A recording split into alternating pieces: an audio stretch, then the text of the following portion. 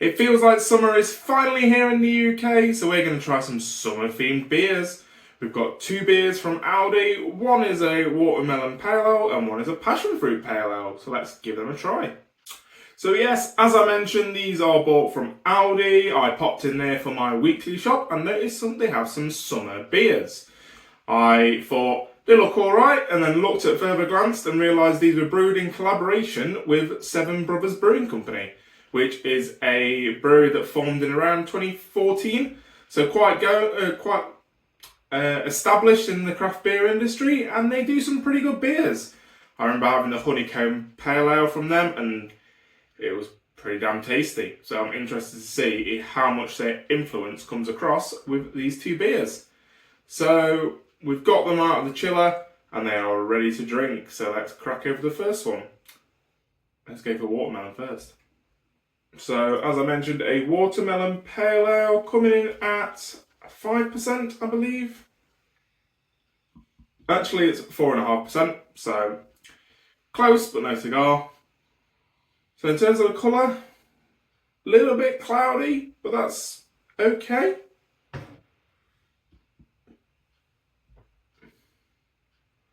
A little bit of not heavy carbonated by the looks of it, so always nice.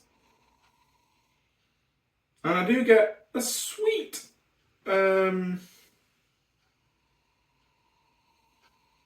aroma. Almost a bit like them watermelon sweets you get, them little watermelon gummies.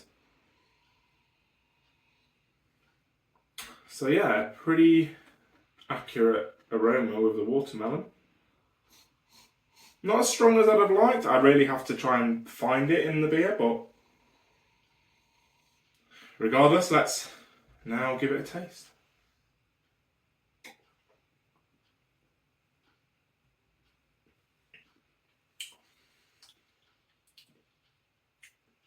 So first thing you do get is that traditional pale ale sort of taste, so a little bit more bitter than you would find like an IPA. I can't get all the full distinguishing features of pale ale because in the middle of all this, we are getting that watermelon taste. And yes, it is very much like them fizzy watermelon sweets, or at least the watermelon sweets if you took all the sugar off it on the outside.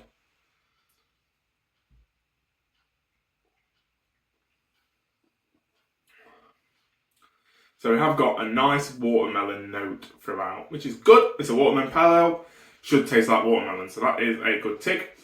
Again, I don't know if I was wanting it to be stronger, because it is quite a muted flavour. It's not front heavy, which if I'm having a full glass of it, a full can of this, maybe that's not something I'd want anyway. If I had a full watermelon overload, maybe that would become too much.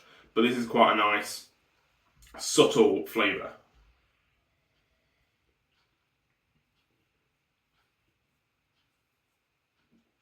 Because it really is more the aftertaste is the watermelon. And if you let it sit on your palate for a bit, you do get the watermelon.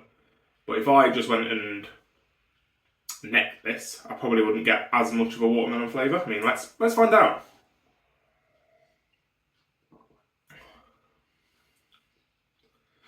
So yeah, that does taste like a pale ale because I've not let it not let my tongue discover the flavours. But I got very little watermelon from that from that gulp.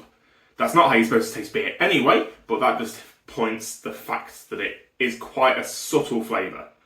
Like, it's not like you're getting a beer described with this flavour and that's all you can taste. Which, again, maybe not a bad thing. Maybe people... I mean, I think I'm hit and miss. If I'm buying something that says it's watermelon flavoured or it's such and such flavoured, I would expect to taste that as a dominant flavour. But beer needs to taste like beer at the same time. I don't want to be drinking this and thinking, this isn't beer, it's a watermelon flavoured soft drink or fizzy drink.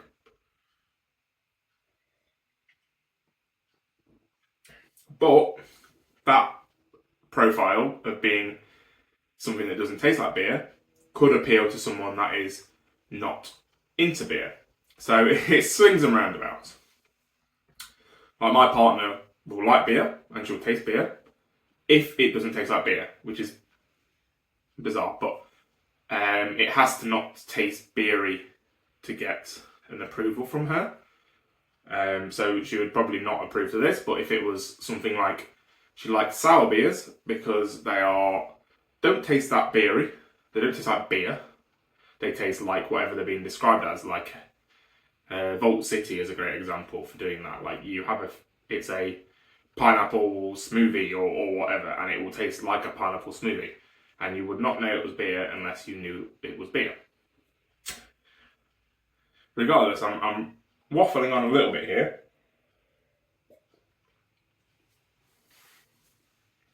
But overall, this is a really tasty beer. And for the price you're paying of like £1.79, this doesn't taste like a budget beer. It tastes like something you would get from Seven Brothers. And you would buy straight from them rather than under this Hop Foundry label, which is Aldi's label, but just being collaborated with them. It does taste like a fully fledged, non-budget craft brewery has created this.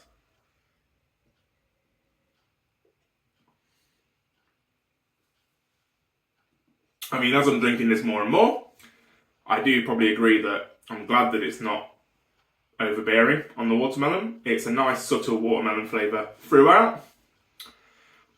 Watermelon anyway isn't that strong of a flavour, so it'd be interesting to see what the passion fruit pale ale tastes like, because that is a hard hitting flavour. Watermelon, I mean, it's quite a watered down flavour. It says water in the name, you'd probably have thought that. So yeah. So should we try the passion fruit pale ale and see what we think? I think so. So I've cleansed my palate and now it's time to try the passion fruit pale ale. So this is slightly stronger at 5%, the other one was 4.5%. But I imagine coloration will probably be the same, a little bit cloudy, but has still that pale ale look that you would expect. Yeah, I mean that is about the same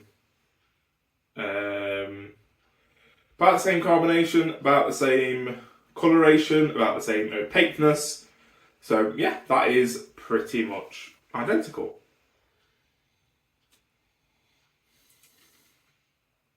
In terms of the aroma, not getting as much.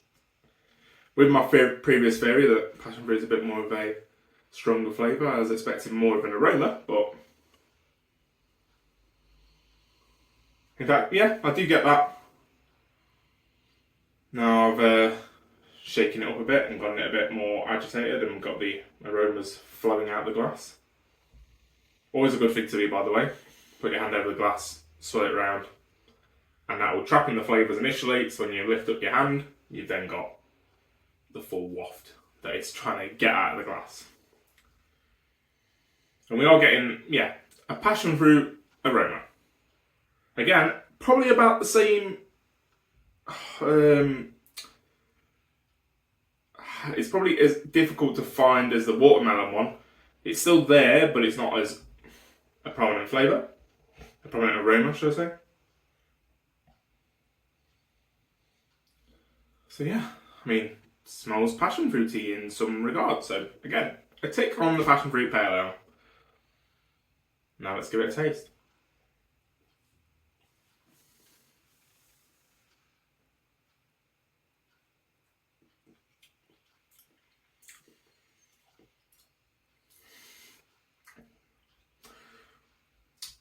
I was expecting a base level to be about the same, but this actually has a bit more of mouthfeel, a bit more of it covers your mouth and like coats your mouth in the beer. Whereas the watermelon one was a little bit a little bit thinner, should I say. That's probably the best term.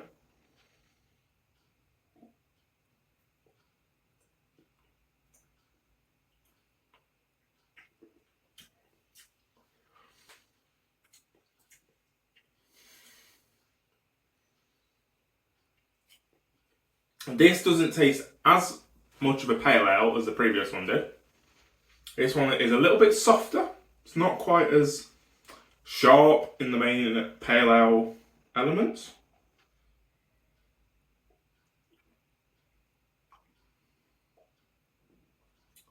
Weirdly, tastes less strong in alcohol. Like, it feels less alcoholic, which is weird.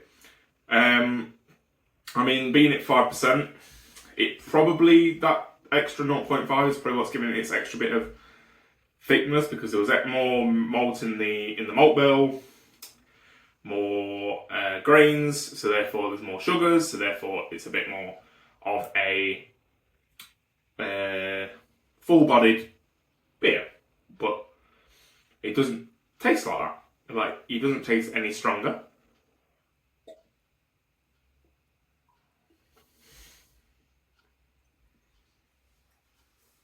Now, the bit you're probably wondering is, does it taste of passion fruit? The answer is yes. And that passion fruity flavour does give it a bit more of a sour twist to it. Doesn't taste, as we were saying before, doesn't taste as much of beer. So it may be more suitable for those that are not as beer drinkers.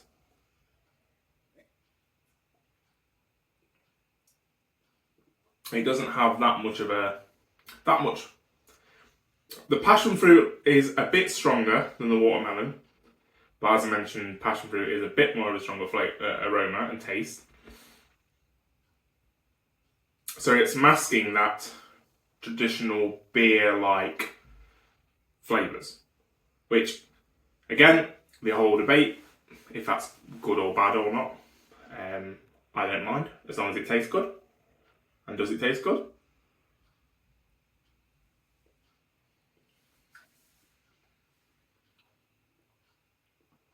Yeah. We get a nice passion fruit flavour throughout. Not quite as hard to spot as the watermelon, as I said. So it is masking that the watermelon pale ale before was sort of beer, watermelon, beer. Like pale ale, watermelon, pale ale. This is very much more passion fruit, passion fruit, passion fruit.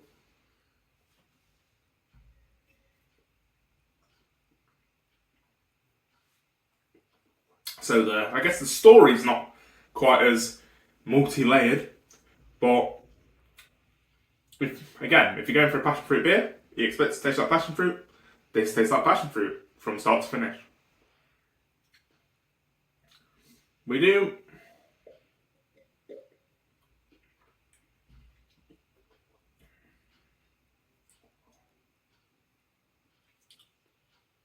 sort of get a bit of a pale ale-like finish. The passion fruit flavour sort of dissipates and you get the lasting notes of the pale ale. That kind of, I don't want to say wheat-like, but maybe it has had wheat in the malt bill, but more like a wheat beer sort of finish, actually, yeah.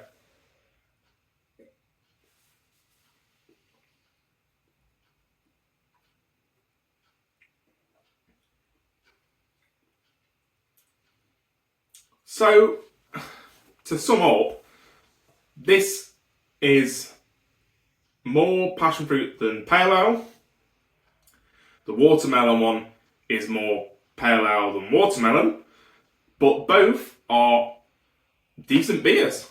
Like, for £1.79, it can't be argued.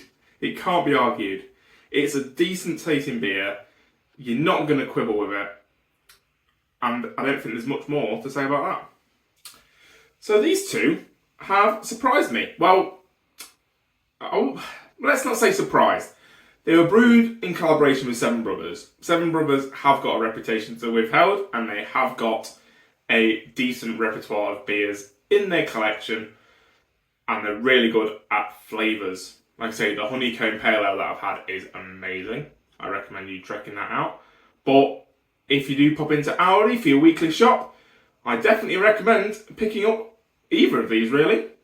Like I say, both have different angles that they're going for, so whichever one you think is the better option for you, go for it. Or try both. Do what I did, try both. Why not? So thank you very much for watching. This has been another beer review / reviews on JD Booze Reviews. Don't forget to give it a like, comment, subscribe, all that good stuff. And I will see you on the next video. Cheers.